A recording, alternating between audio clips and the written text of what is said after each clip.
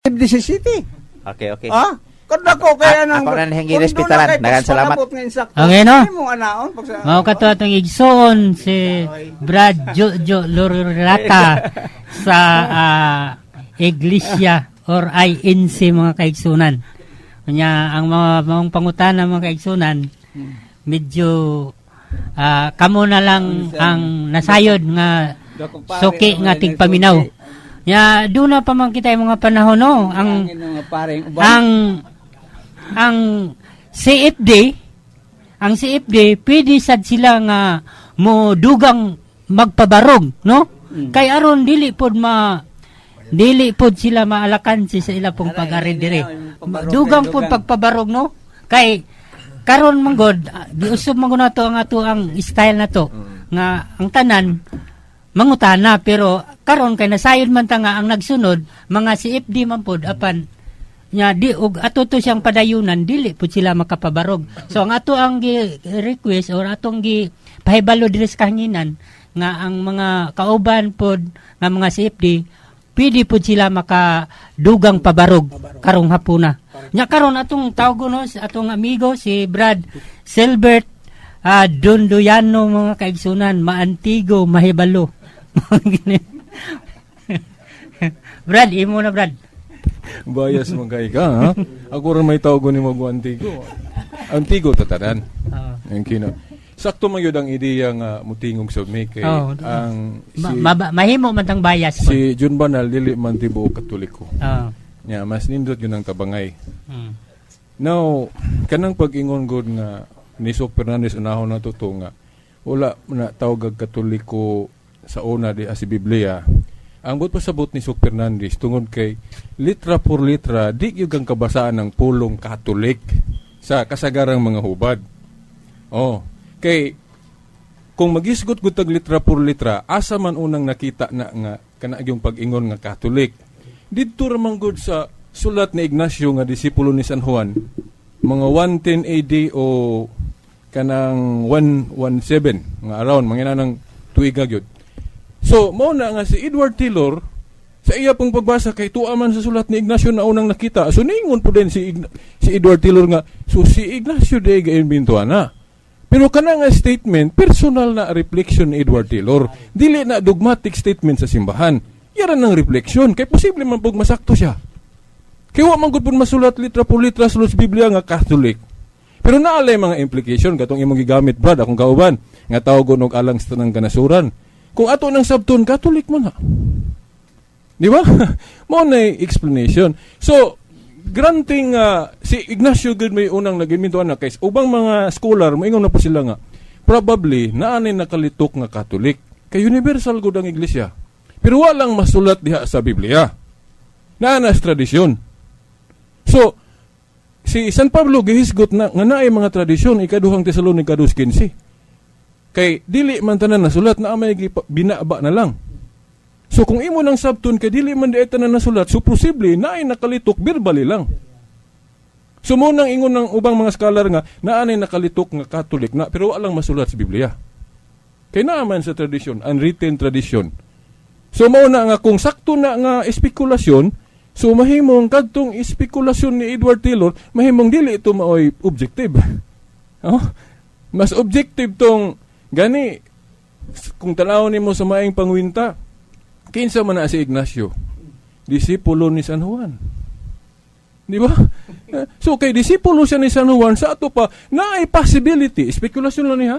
Naay possibility nga nakalitok si San Juan ana walang masulat sa Biblia. Kay dili man tanan nasulat sa Biblia. Di ba? Si Kristo gani dili tanang buhat niya nasulat sa Biblia. Unsa may prueba na Juan 21:25. Nya unsa may buhat ni Kristo manudlo og magmilagro. Nya dili man kuno tanan nasulat. Katulang iyang gisulat sa yuta, wa gay na masulat sa Biblia katong mananapaw nga patyon na unta. Di ba ni tikubo to siya na ay gipanulat sa yuta, pangutana asa sa Biblia. Gisulti unsa to iyang gisulat dito. Wala sa Biblia. Di ba?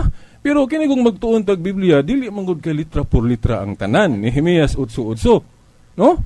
Kana lang pag ingon ni Kristo nga tawgon nig alang sa tanang kanasuran.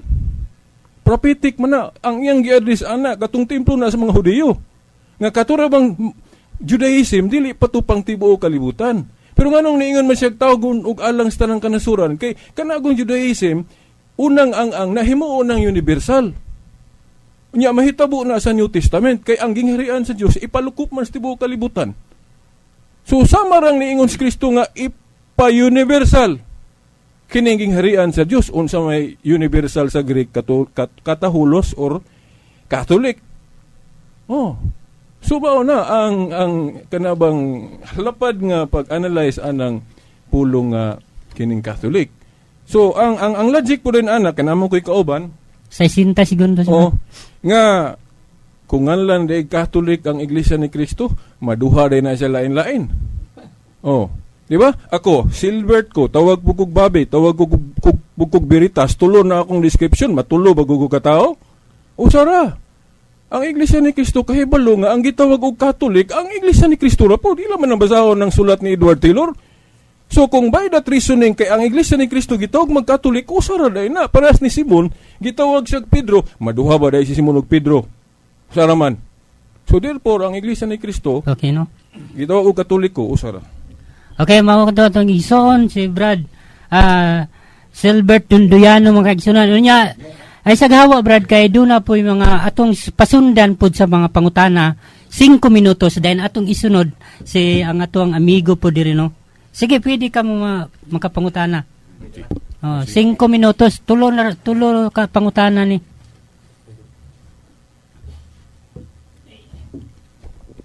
Okay. Miingon man ka higalang Silbert nga kanang Catholic wala gina sa Biblia. Wala nakasulat. Pero depende sa hubad ha. Kaya naamang mga hubad kanang gitawag og dynamic translation para sa atong gikutlo ni Wendell nga confraternity, although ang confraternity daghang kanang edisyon. And katugaling inyong gikutlo ni Ramil Parba lahi po to nga confraternity. Katong gikutlo ni Wendell lahi po to. Nga tinuod gid po to. Sige, para pansaurat. Yes.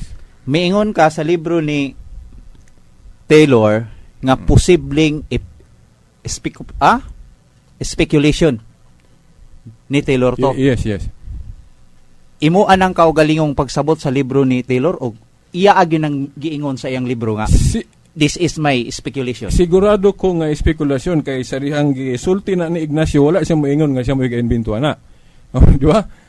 Dayon wala po council sa Katoliko nga gaingon nga giinbento ng termino ha. So purely spekulasyon lang as pare kay di magunabot pasabot kung pare ka obispo ka tanan nimong sulti opisyal. Mahimong dili magparehas ang mga pare sa ilang personal reflection.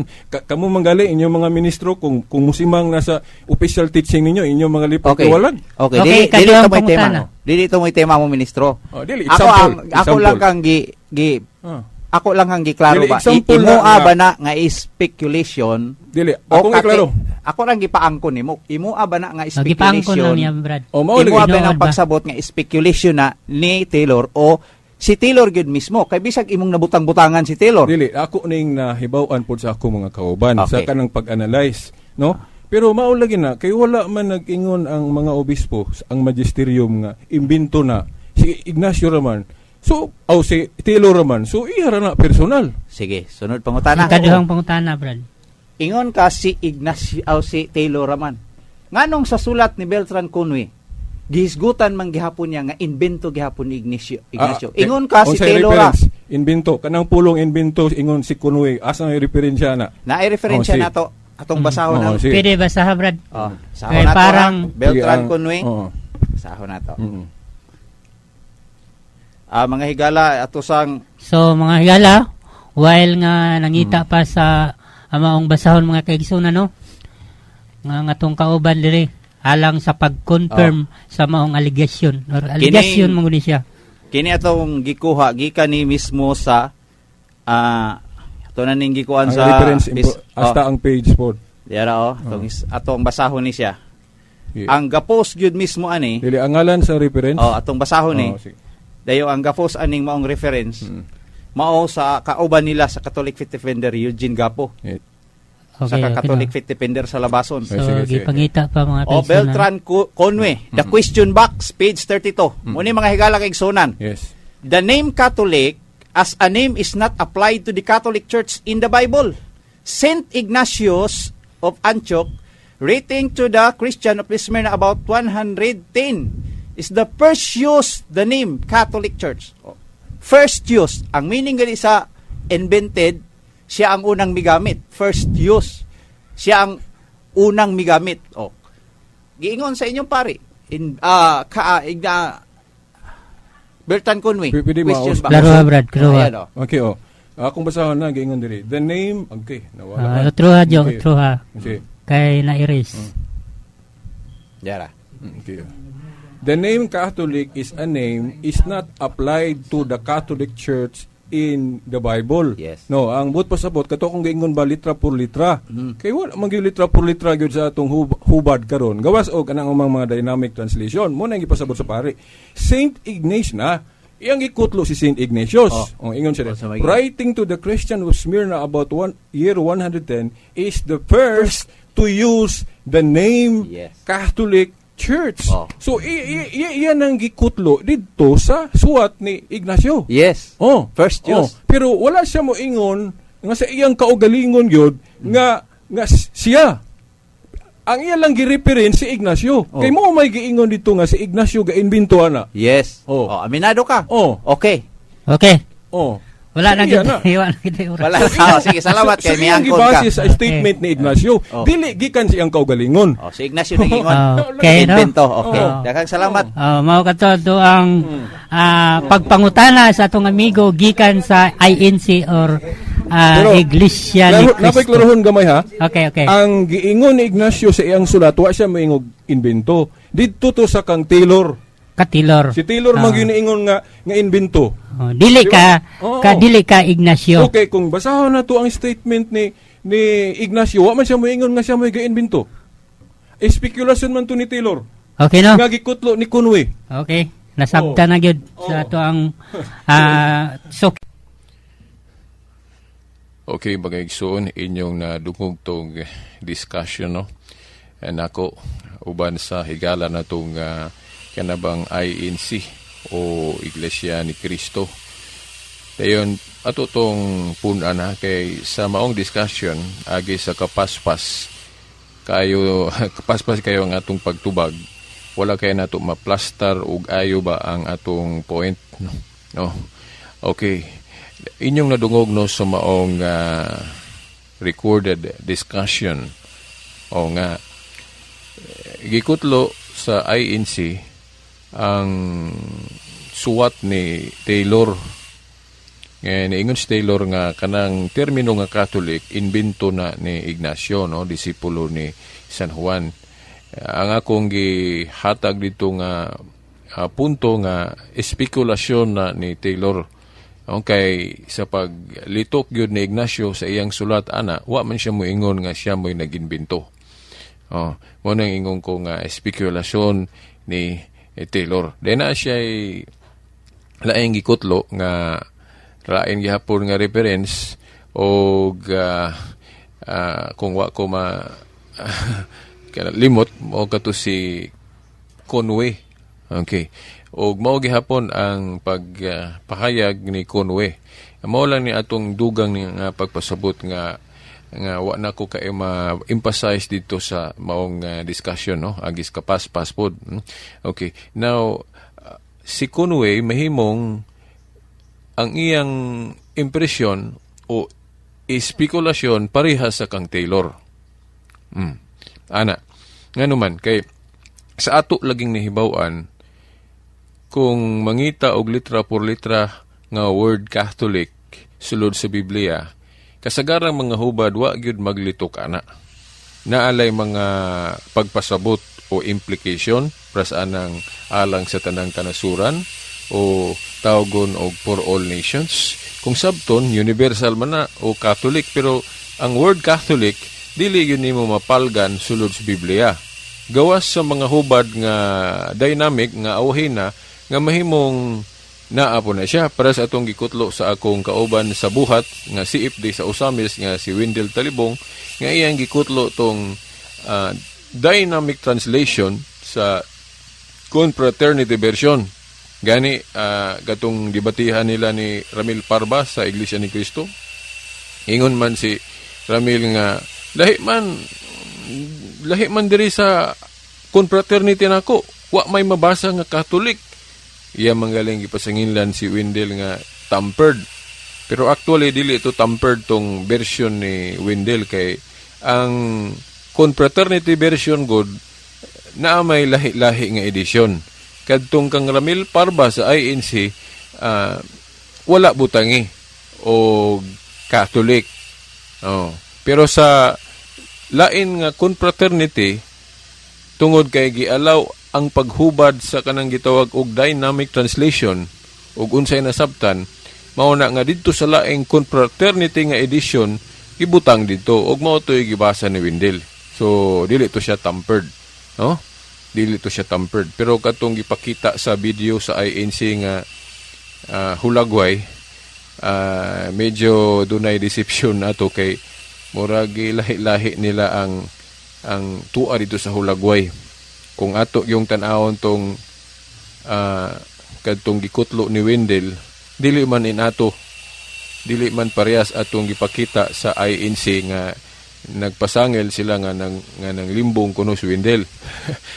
Tanawa ra gud ninyo bisag atuon ninyo si Wendell sa iyang translation nga confraternity, no? Lahi no? Klaro nga dili to tampered. Ambot pasabot na agi hubad sa Biblia nga confraternity nga lahi pod nga edition nga ingon ato ang pagkahubad. Dayon ato lang pod nga tubagon po nang moingon sila kanang uban moingon nga ngano man kunong gikutlo to ni Wendell nga kung moadto ta sa Greek labi na sa literal translation dili man gyud mabasa ang pulong Catholic o Roman Catholic niya ng Mateo 16:18. No? Now, ang tubag ana mao nga kung ibase sa literal translation o sa Greek na we agree nga dili gid mabasa ng pulong Roman Catholic.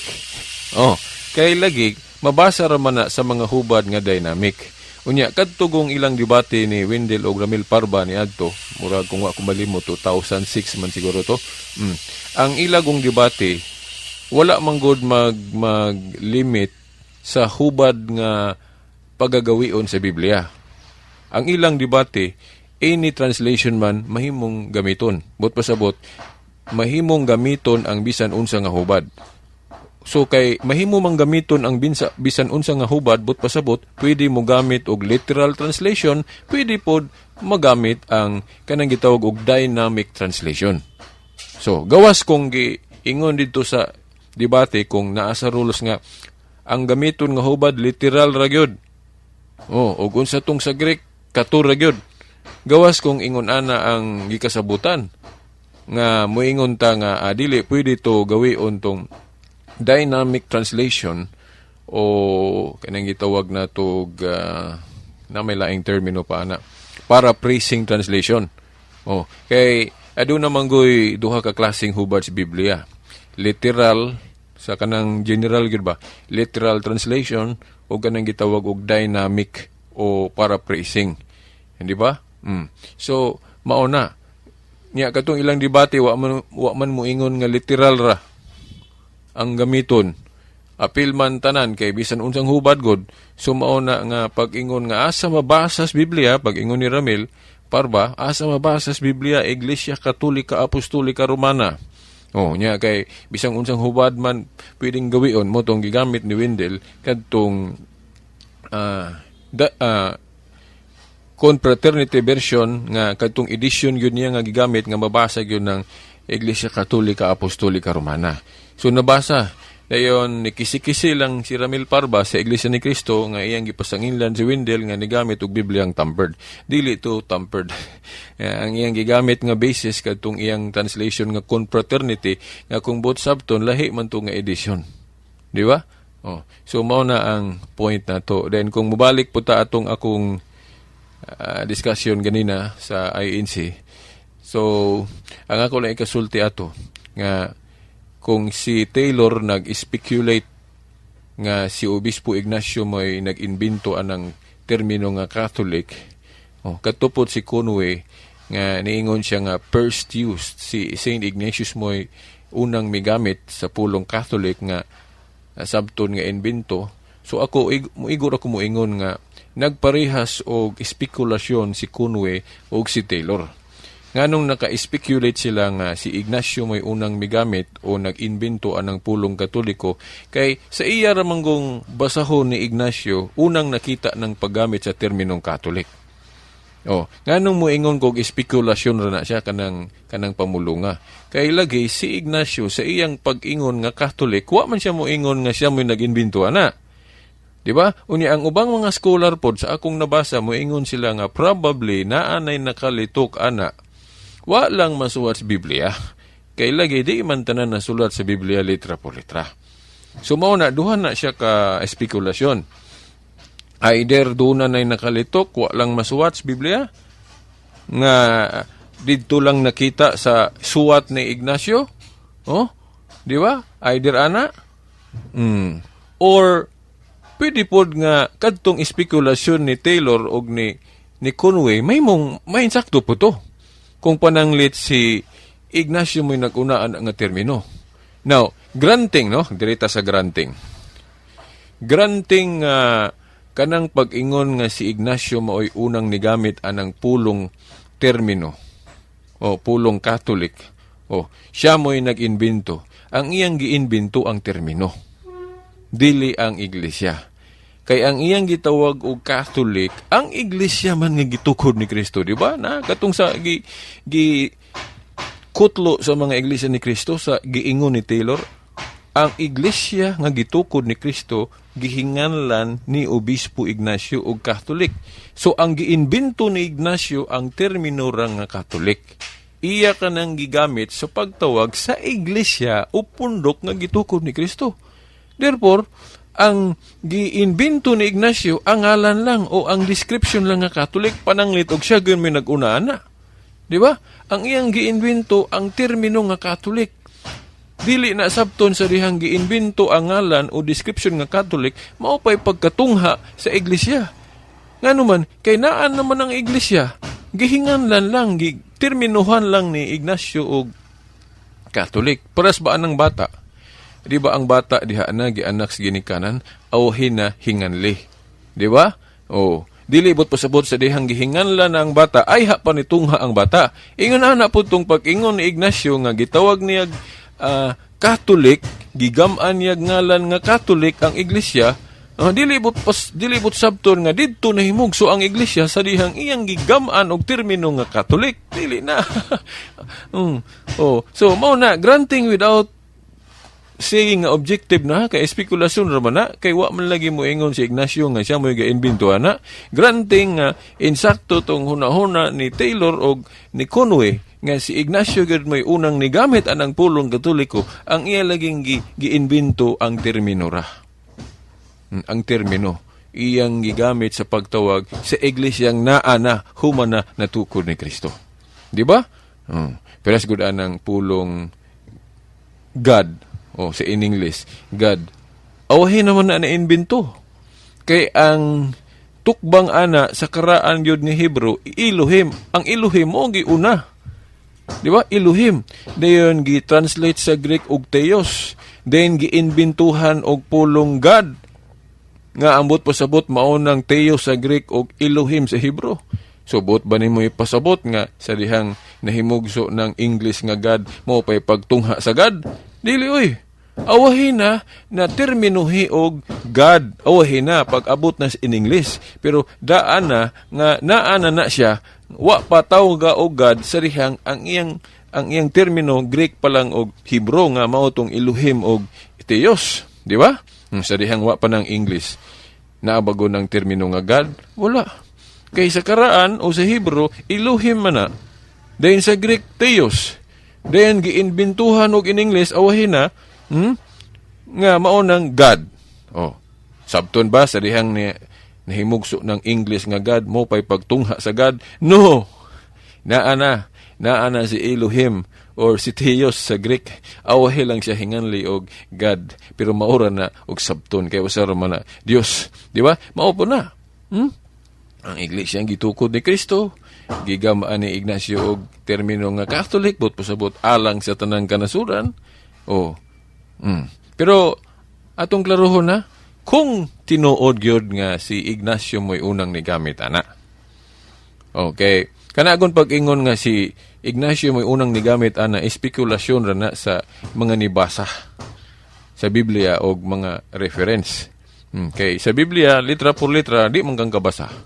Gawa sa mga dynamic translation na karon. Mao na nga kasagaran nga mo-analyze kaysa kang Ignacio man unang nakita na, mo nang maingon sila nga si Ignacio mo'y gauna na. Di ba? Pero kung madto po ka sa mga scholar nga lapad kaayog panabot sa kasaysayan, moingon po sila nga, uy, si Ignacio sa iyang pagsulat, wa man siya moingon nga siya mo'y gainbinto ana. So naay posibilidad nga na doon na nakalitok, wa lang masuwat sa Biblia. So, mahimo gani, ang akong espekulasyon, mahimo gani nga nalitok na og apostol sama ni San Juan. Nga wa lang masulat di sa Biblia litra por litra. Di ba? Nganong maka-speculate ko ana tungod kay si Ignacio, disipulo man siya ni San Juan.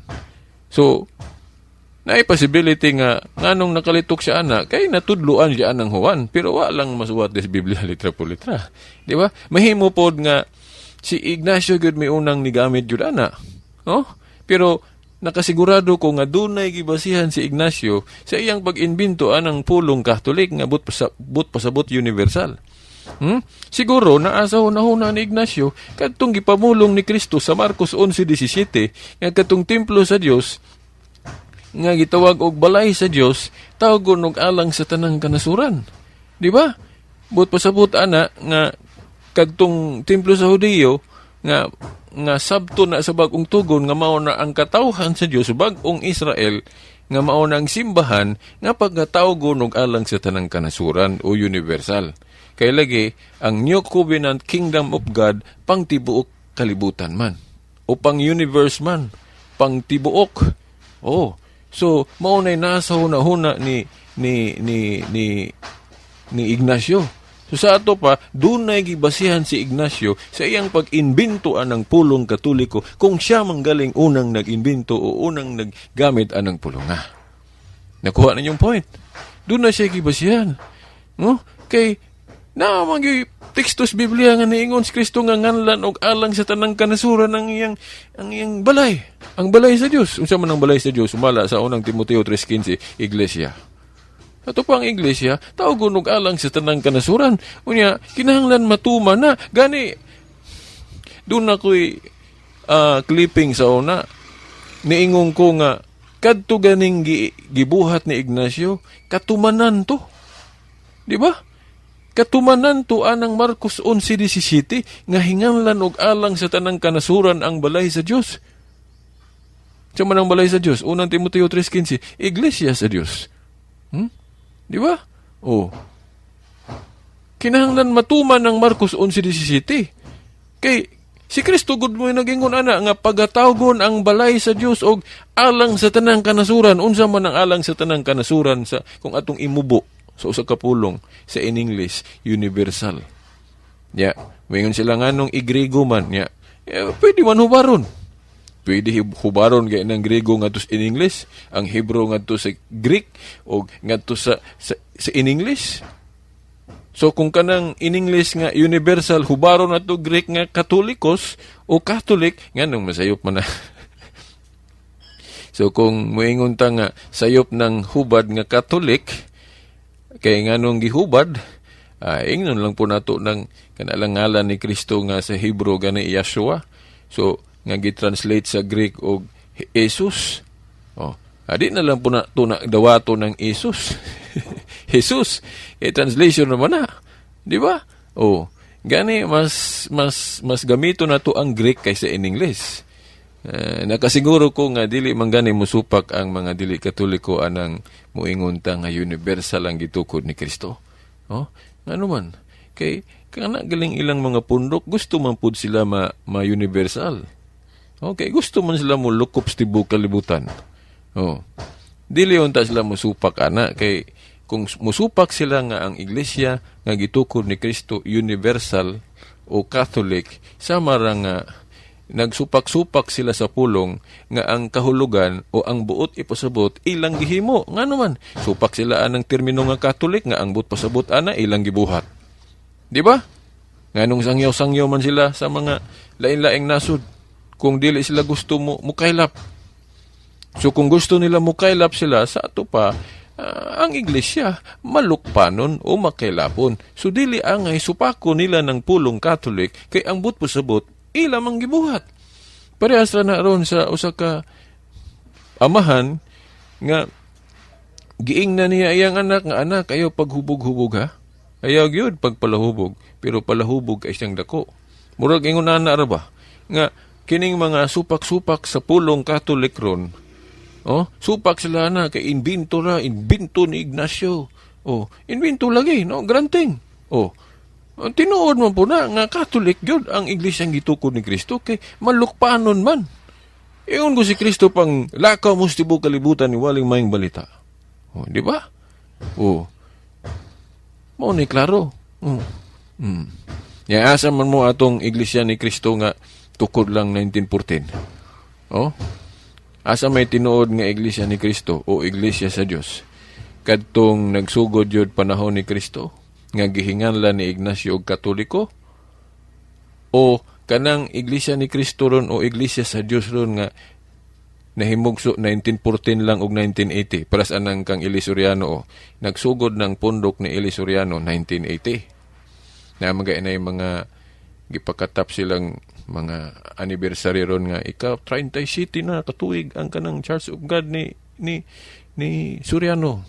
So admitado sila nga 1980 ra na gasugod ilang pundok, di ba? Kay makita man silang mga celebration sa anniversary. Nya ang Iglesia ni Cristo Manalo pod admitado po silang 1940 na gasugod ni tumaw ng ila. So away na. So karon kung itandi na sa Katoliko, asa may tinuod nga Iglesia ni Kristo o Iglesia sa Dios ang nagsugod og 1914 og 1980 o kadtong nagsugod yun unang siglo 30 or 33 AD. Oh. Kadtong giingon ni Taylor nga ang iglesyang gitukod ni Kristo gihinganlan og Katoliko. Asa may tinuod ana ron be? So kaklaro ana, ang tinuod iglesia ni Kristo bisan pagtawgon sa laing ngalan maura gihapon na. Siya ra gihapon na. No? Sama nga si Simon gitawag siya Pedro, nahimo siyang Simon Pedro. Di ba? Oh, usara. So, kung kana mo himuon na tong premise nga si Simon sa dihang gitawag og Pedro, nahimo na siyang Simon Pedro, ingon na pod ang iglesyang gitukod ni Kristo. Nahimo na siyang iglesia ni Kristo nga Katoliko.